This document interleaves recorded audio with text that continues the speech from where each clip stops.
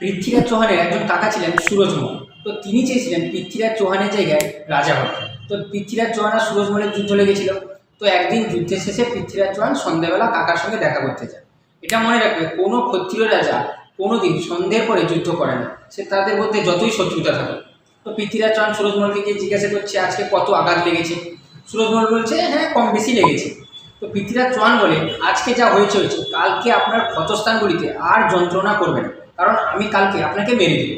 তো সুরজমল বলে কালকে দেখা যাবে আমি আপনার হাতে প্রাণ হারাই নাকি আপনি আমার হাতে প্রাণ হারাবেন।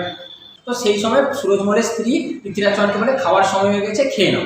তো সেও কাকিমাকে না বলতে পারে না, বলে ঠিক আছে নিয়ে এসো। তো সুরজমলের স্ত্রী সুন্দর করে খাবার নিয়ে এসে তার সামনে রাখে। পৃথ্বীরাজ চৌহান সুরজমলকে বলে আপনিও নিশ্চয়ই খাননি, আপনিও আমার সঙ্গে খেতে বসুন। সুরজমল বলে হ্যাঁ ঠিক আছে। যেই তারা খেতে বসেছে সেই সময় সুরজমলের স্ত্রী সমস্ত খাবার নিয়ে দৌড়ে ভিতরে পালিয়ে যায়।